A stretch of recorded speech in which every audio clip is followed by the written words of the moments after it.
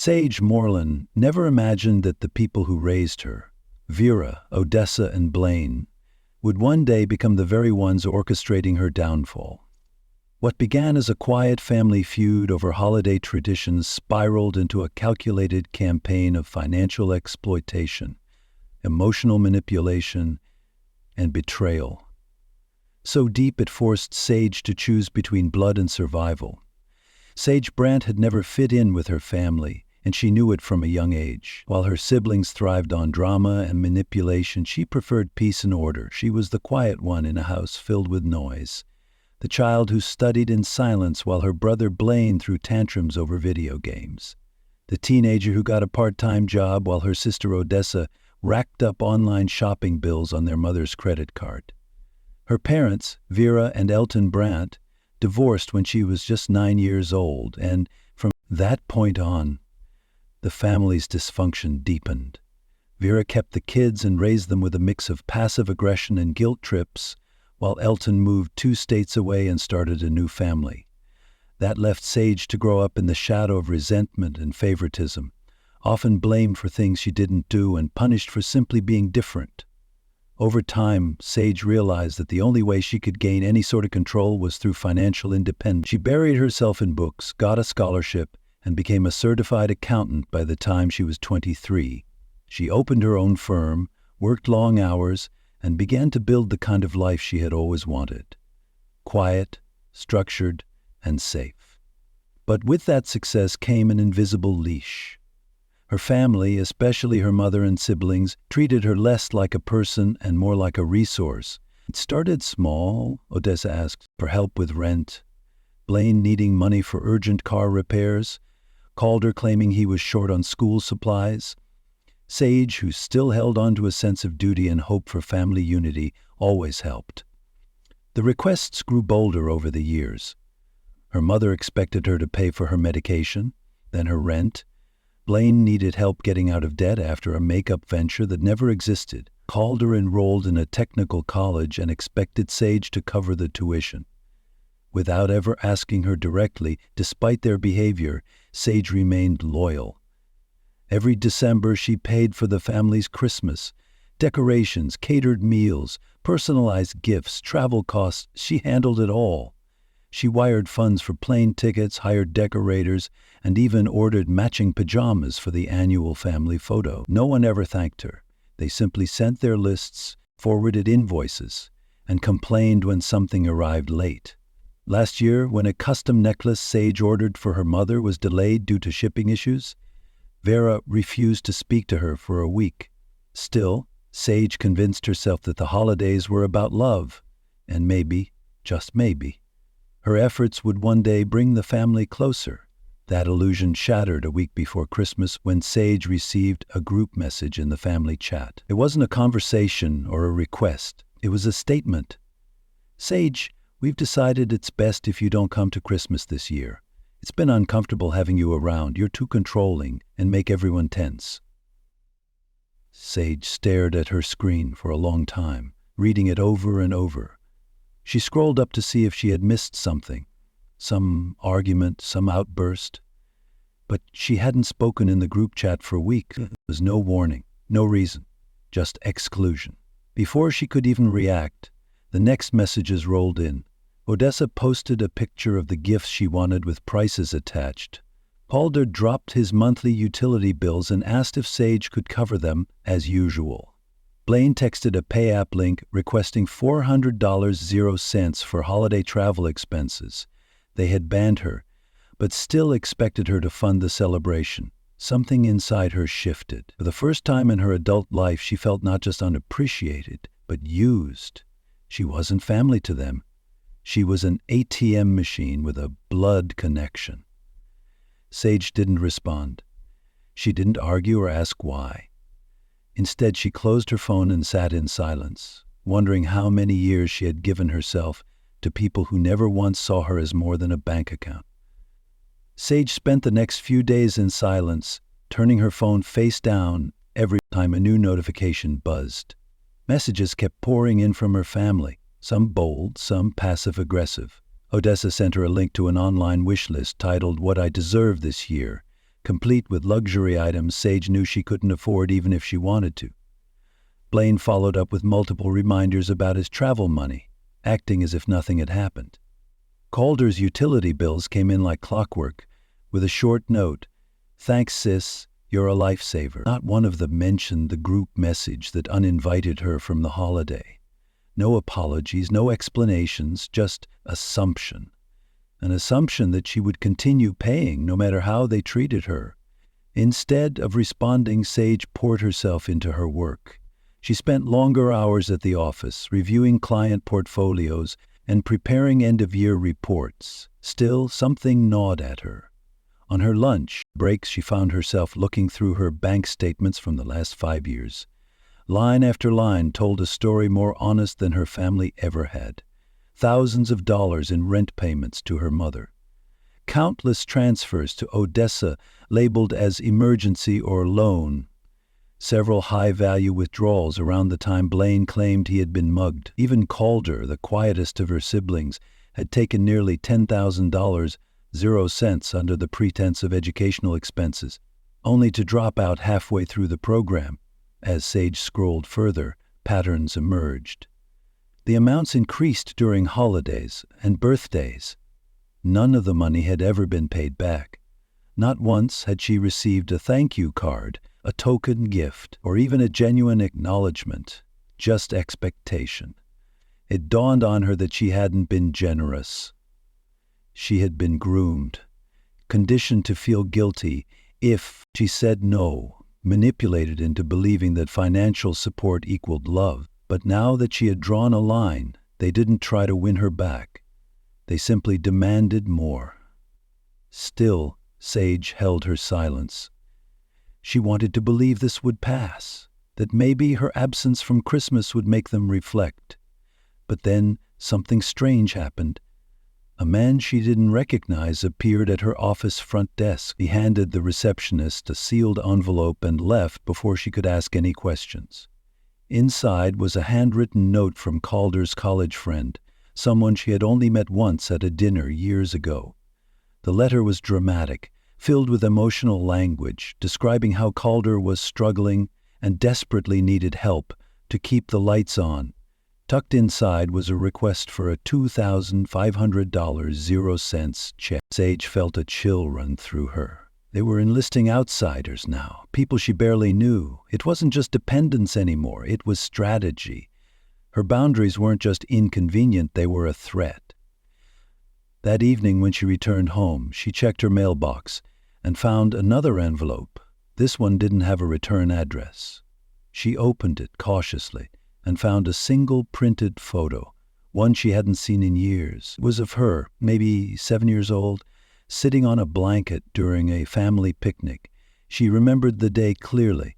Everyone else had gone off to play, and she was left alone with a book. The back of the photo had been scratched over in black marker with one phrase written beneath the ink, "Stay in your place." Sage's heart began to race. She dismissed it as a prank at first, but her instincts told her otherwise. She rushed into the house, locked the doors, and went straight to her home security camera footage. Nothing unusual. No sign of the person who left the envelope. The next morning, things escalated. She received a voicemail from a blocked number. The voice was digitally distorted, slow, and mechanical. It said only one sentence, "Back off, or you'll regret it." The fear set in fast, but it was quickly replaced by anger. Her family had crossed a line. Not only had they betrayed her financially, they were now intimidating her for refusing to play along. That night, Sage opened a new file on her laptop. She titled it Evidence. For the first time in her life, she stopped pretending everything was fine and started preparing for a war she never asked for, but now couldn't avoid. Sage didn't sleep much after the voicemail. Every sound in her house felt louder. Every passing car made her peek through the blinds. But instead of spiraling into fear, she turned her energy into strategy. She began gathering everything: text messages, money transfers, emails, receipts, letters. Each file was organized into labeled folders on her desktop. She even started taking screenshots of social media posts made by her family. documenting how they publicly portrayed her as a generous soul while privately leeching from her. The more she collected, the more the weight of years lifted. It was no longer just about being excluded from a holiday. It was about reclaiming control from a family that never really cared for her well-being. She reached out to a legal consultant explaining the situation and asking for advice on whether she could press charges if the threats continued. The woman on the other end listened carefully and said Sage had every right to file a police report based on the anonymous message and the unmarked photo. That small validation gave Sage a sense of calm she hadn't felt in weeks. The next day, she drove to the police station and submitted a report. It wasn't dramatic or emotional, just a clear, detailed account of what had happened so far, along with copies of the evidence she had compiled back home. Her voicemail box filled with more messages, most from her mother. Vera didn't ask how Sage was doing or why she hadn't responded. Instead, the messages were laced with bitterness. One accused her of turning her back on family. Another warned her not to embarrass everyone with this victim routine. Odessa joined in shortly after, with a barrage of texts complaining about how stressful it was to plan Christmas without Sage's money. Blaine's message came last and was short. "Don't forget what we all know about you." The threat was vague, but unnerving. Sage had lived clean, built a reputation for integrity, but her mind still raced. What could they twist? What lies might they tell? That was when she remembered the loan application Odessa had once tried to push on her, a favor that would have required Sage to co-sign using her credit. Sage had refused, and the fallout had been ugly. What if Odessa had used her information anyway? Panic pushed Sage to request her full credit report.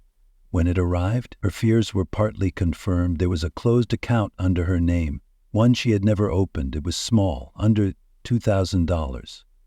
0 cents, but marked as delinquent for several months before being paid off. The payment had cleared only a few months ago. Sage contacted the credit bureau immediately and began the dispute process. Whoever opened the account had used her Social Security number. The fraud was real, and now she had proof. The next logical step was to get a restraining order. But Sage hesitated, not because she was afraid of her family's reaction, but because part of her still clung to the hope that someone in that house had a conscience. She decided to give them one last chance, not to apologize, but to admit the truth. She wrote a short email and sent it to each of them separately. It stated that she was aware of the fraudulent activity, the threatening message, and the harassment. She gave them 48 hours to respond before she escalated matters legally. The responses came faster than she expected, but not one of them addressed the real issues. Vera accused her of being paranoid and cold-hearted. Odessa wrote a long reply filled with self-pity, claiming she had no idea what Sage was talking about and implying Sage needed therapy. Blaine ignored the warning entirely and instead sent another request for cash. Calder was silent. Sage closed her laptop, more resolved than ever. These people would never admit wrongdoing. They'd twist every truth, weaponize every act of kindness, and act outraged when finally confronted. But now, she had something they didn't: documentation, witnesses, and the law. The next morning, she made an appointment with a lawyer to begin formal proceedings for identity theft and emotional harassment. This time, she wouldn't back down. Sage stepped into the law office with the calm of someone who had spent months suffocating but finally found a door. The receptionist led her into a quiet meeting room with thick walls and leather chairs. She didn't come for validation anymore. She came for action. Her new attorney, Roman Elridge, was a calm, analytical man who listened without interrupting. Sage laid everything out: the unmarked envelopes, the anonymous threats, the fraudulent credit activity, and years of financial exploitation. Roman said what no one in her life had ever said: "You've been targeted and used, but now you have leverage." With his guidance, Sage filed a formal affidavit documenting the fraud and submitted an application for a restraining order against any family member found involved in the threats or identity theft. She also gave Roman permission to launch a private investigation into the origin of the credit account. That investigation turned up something unexpected.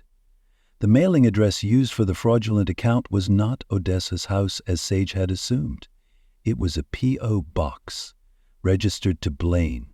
The revelation hit her harder than expected.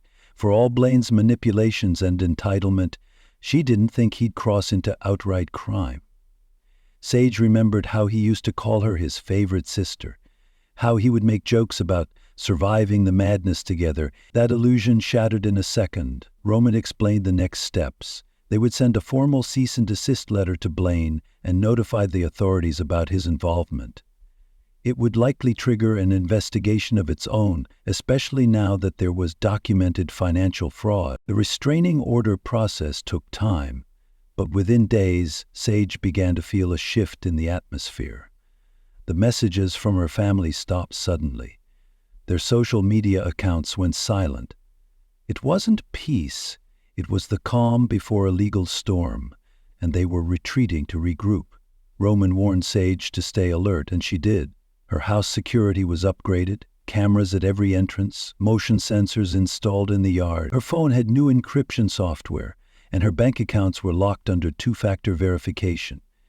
She wasn't just protecting herself from hackers now, she was protecting herself from her own blood. But then the unexpected happened.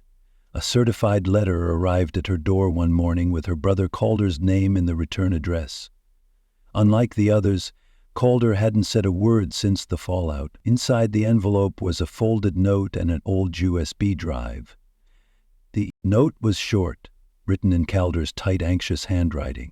It said he didn't agree with what the rest of the family had done and that Sage deserved to know the truth about what had really been going on behind her back. Sage hesitated before plugging in the USB. She had it scanned for malware first, just in case. Once cleared, she opened the files. What she found was worse than she ever imagined. The drive contained dozens of screenshots, group chats between her family members, not just about money, but about her. In one thread, Vera, Odessa, and Blaine discussed how to keep Sage compliant. They mocked her generosity. Vera referred to her as the family account manager, while Blaine suggested guilt-tripping her by pretending to be suicidal. Odessa joked about threatening to expose Sage's college mistakes, referring to a years-old misunderstanding that had never even been real. But the worst part was a PDF labeled Plan B. Plan B was a detailed outline, a backup plan in case Sage ever cut them off. It included using fake identities to pressure her, sending anonymous threats, and manipulating mutual acquaintances to isolate her. It was all laid out like a business strategy. There was even a section marked Assets, where Sage's income, job status, and estimated savings were broken down like a spreadsheet. Her own family had been tracking her wealth like predators circling prey. Sage printed every file, screenshot, and document. She brought it to Roman the next morning. His expression didn't change much, but his tone shifted. He said this was more than identity theft. It was coercion, possibly conspiracy. And with the evidence from Calder, they had a real case to take to court. For the first time in months, Sage didn't feel fear. She felt power. The court date was set for early spring. Just as the last frost was lifting from the city, Sage stood outside the courthouse in a sharp navy coat, the weight of years pressing against her shoulders, but no longer inside her chest. Roman walked beside her, a briefcase in one hand, a calm expression etched into his face. The case had grown beyond what either of them expected. With the help of the files from Calder's USB, Sage had filed civil charges for financial abuse, identity theft, emotional coercion, and harassment. The DA had taken interest in the fraudulent credit activity and launched a criminal investigation into Blaine. Now it wasn't just about family betrayal, it was about justice. Inside the courtroom, her family stared ahead, her mouth pursed and Odessa kept looking down at her nails. Blaine wore a blank expression, but his legs shook under the table. Calder was nowhere to be seen. Through his attorney, he had submitted a declaration and evidence packet, but refused to appear in person. Sage didn't blame him. At least he had broken the chain. The hearing stretched over hours. Roman presented everything with clarity and control. The voicemail, the anonymous letter, the fraudulent credit account traced to Blaine, and the group chat screenshots. Each time Sage heard her family's words read aloud by the court clerk, it chipped away at any remaining hope that this had all been a misunderstanding. Vera had truly called her a naive little wallet. Blaine had bragged about squeezing her till she snaps. Odessa had joked that Sage would crawl back like always. This wasn't dysfunction, it was cruelty. The judge reviewed the restraining order request and the fraud documentation. Blaine's attorney tried to argue that credit account had been opened as a mistake, that there was no intent to harm, but the evidence crushed that defense. Vera and Odessa, meanwhile, were named in the harassment complaint, but faced no criminal charges, only a civil suit. Still, the court found their conduct deeply inappropriate. When the judge granted the full restraining order and ordered Blaine to repay damages, there was no applause, just silence. Outside the courthouse, Sage didn't speak. She just walked down the cold steps and exhaled. Roman congratulated her quietly, but even he could sense this wasn't a victory to celebrate. It was a recovery, a reclamation of ground stolen, piece by piece, over years. Sage didn't cry, didn't shout. She had done what few people manage, stand up against her own family and win. The news spread faster than she expected. Mutual acquaintances, co-workers, even people from her old neighborhood reached out with disbelief. Some apologized for not noticing the signs. Others admitted they had seen the family's behavior and didn't know how to intervene. Sage didn't respond to most messages. She didn't need validation from the outside world. She had already lived through the fallout and come out stronger. Weeks passed, and her life began to reshape itself. The holidays came and went without guilt. She spent that Christmas on a solo retreat in a quiet forest cabin, away from noise, from demands, from guilt, wrapped manipulation. She read books, took long walks, and cooked her own meals in silence. For the first time in her adult life, she wasn't paying anyone else's bills. There were no phone calls, no envelopes, no accusations of betrayal.